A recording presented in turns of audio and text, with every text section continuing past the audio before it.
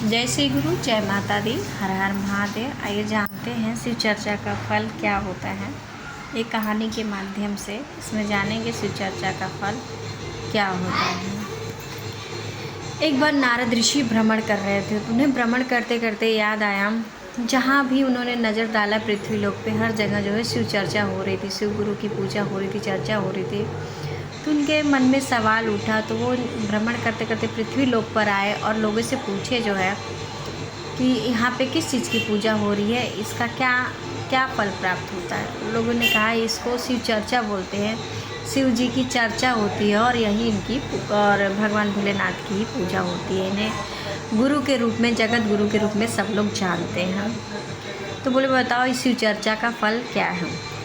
देखे वो बोले देखो भाई, हम लोग भी चर्चा में आए हैं, खड़े हैं, लेकिन हमें ये नहीं पता कि चर्चा का फल क्या होता है, ये तो हमें नहीं पता है। तो बोले ठीक है, जिसकी तो कई लोगों से नारद ऋषि ने पूछा, पर उन्हें कोई भी जवाब नहीं मिला कि शिव चर्चा का फल क्या होता है। वो जो है शिव चर्चा का फल नहीं पता। तो बोले ठीक है, मैं जिसकी पूजा है मैं उसी के पास जाके डायरेक्ट बोले। नारद ऋषि भगवान भोलेनाथ के पास गए, पूछे, बोले बताओ भोलेनाथ, शिव चर्चा का फल क्या होता है। मैं पृथ्वी लोक पे देख रहा हूँ हर जगह जो है तुम्हारा शिव चर्चा ही हो रहा है, पर किसी को ये पता ही नहीं कि शिव चर्चा का फल क्या होता है। तो नारद ऋषि बोले कि जहाँ पे चर्चा होती है वहाँ एक पेड़ है, वहाँ एक पेड़ पे कौवा बैठा रहता है, उस कौवा को जाके पूछो कि शिव चर्चा का फल क्या है, तुम्हें बताएगा। नारद ऋषि के मुनि के मन में ये सवाल आया, एक कौवा कैसे बता सकता है कि चर्चा का फल क्या है। नारद ऋषि मुनि गए, बोले प्रभु की आज्ञा है तो इसको जो है मानना ही पड़ेगा और इनकी आज्ञा का पालन करना पड़ेगा। वे कौवे के कान में बोले बताओ शिव चर्चा का फल क्या है। कौवा ये बात सुनते ही कौवा मर गया। फिर नारद ऋषि को बहुत ही दुख हुआ, नारद ऋषि को बहुत दुख हुआ और फिर वो प्रभु भगवान भोलेनाथ के पास वापस गए। बोले प्रभु, आपने मुझे जिसके पास भेजा था वो चर्चा का नाम सुनते ही वो कौवा मर गया, लेकिन मुझे मेरे सवाल का जवाब ज्ञान मुझे प्राप्त नहीं हुआ। तो भगवान भोलेनाथ बोले अच्छा ठीक है, आप जंगल में आप चले जाओ, एक सूअर ने बच्चे दिए हैं, उस सूअर के कान में जाके पूछो, एक सूअर है जो भटकता है, जो उसने बच्चे को जन्म दिया है, वो सूअर का बच्चा तुम्हें बताएगा शिव चर्चा का फल क्या है। बोले ठीक है। तो नारद ऋषि मुनि ये सोचे कि मैं अभी तक भ्रमण करते हुए गया तो मुझे पता नहीं चला, वो कौवा बेचारा मर गया, देखो इसके साथ क्या होता है, मुझे इस ज्ञान प्राप्त होगा कि नहीं होगा। नारद ऋषि क्या करें, भ्रमण करते करते जो है वहाँ पे जंगल में गए, तो वहाँ देखे वहाँ सूअर के बच्चे ने जन्म लिया था। सूअर के बच्चे के कान में बोले कि शिव चर्चा का फल क्या है। इतना सुनते ही सूअर का बच्चा भी मर गया। नारद ऋषि वहाँ से भी लौट आए और भगवान भोलेनाथ के पास पहुँचे और बोले भगवान भोलेनाथ, वहाँ जो है वो सूअर का बच्चा मर गया, पर मुझे ज्ञान प्राप्त नहीं रहे, मेरे जाने से सबकी मृत्यु हो जा रही है, इसलिए आप मुझे डायरेक्ट ज्ञान दे दीजिए, किसी के पास मत भेजिए। तो भगवान भोलेनाथ बोले कोई बात नहीं, एक गाय का बच्चा बछड़ा जन्म देने वाला, आप उससे जाके पूछो, उस बछड़े से पूछना शिव चर्चा का फल क्या है, वो तुम्हें अवश्य ही बताएगा। नारद ऋषि बोले कि भगवान अब तक आपने मुझे जहाँ भेजा वहाँ कोई था नहीं, वहाँ कोई था नहीं, इसलिए मुझे किसी ने मारा नहीं, मैं बच गया। अब जहाँ आप मुझे भेज रहे हैं वहाँ पे समाज के इतने सारे लोग रहेंगे और गाय के बछड़े को अगर कुछ हो गया तो सब मेरे ऊपर ही इल्ज़ाम लगाएंगे, इसलिए आप कुछ ऐसा उपाय कीजिए, मुझे यहीं बता दीजिए, मुझे वहाँ ना जाना पड़े। तो भगवान भोलेनाथ बोले नारद ऋषि कुछ नहीं होगा, आप जाइए वहाँ पे, वो बछड़े का बच्चा आपको बताएगा शिव चर्चा का फल क्या हो। नारद ऋषि डरते डरते गए कि अगर उस बछड़े के बच्चे को कुछ हो जाएगा तो लोग मुझे ही मारेंगे, इसलिए वो डरते डरते चला गया। एक दिन जब वो बछड़े के पास जब गए, जब देखे नारद ऋषि मुनि ने देखा कि सब लोग वहाँ से हट चुके हैं, सिर्फ बछड़े का बच्चा ही बचा, तो उसके कान में जाके बोले शिव चर्चा का फल क्या होता है। इतना सुनते हुए बछड़े का बच्चा भी मर गया।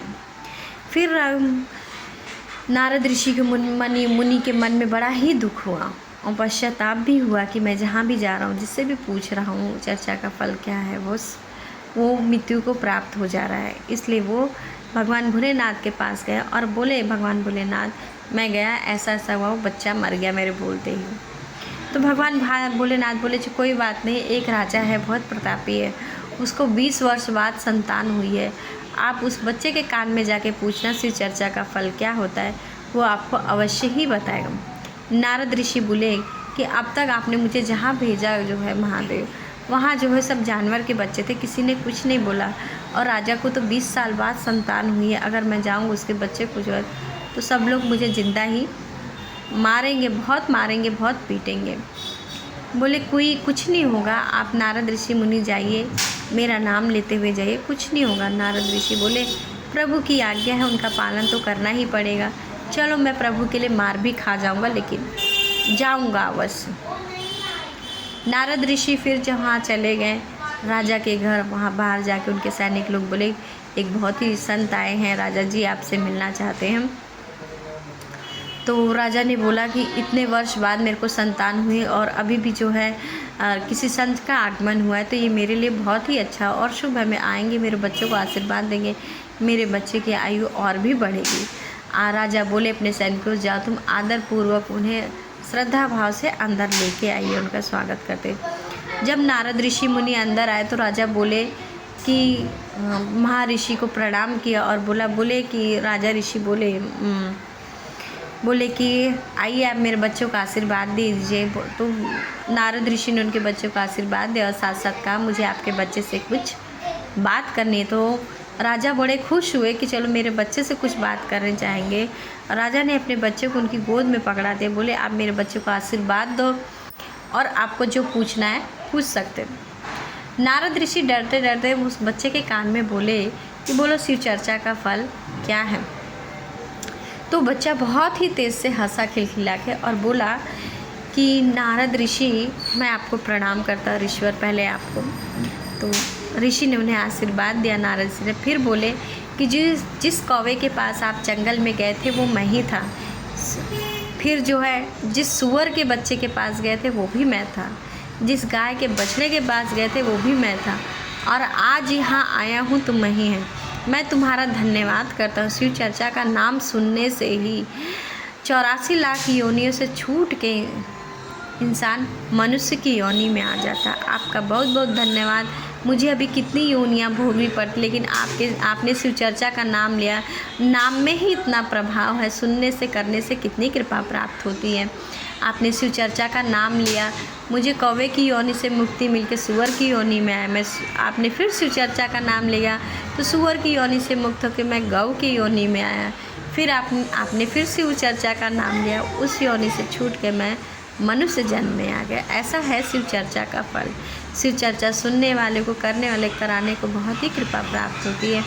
आप सब पे जगत गुरु की कृपा बनी रहे। बोलिए हर हर महादेव, घर हर हर। अगर आप सबको ये कहानी अच्छी लगे प्लीज़ कमेंट में हर हर महादेव अवश्य लिखें।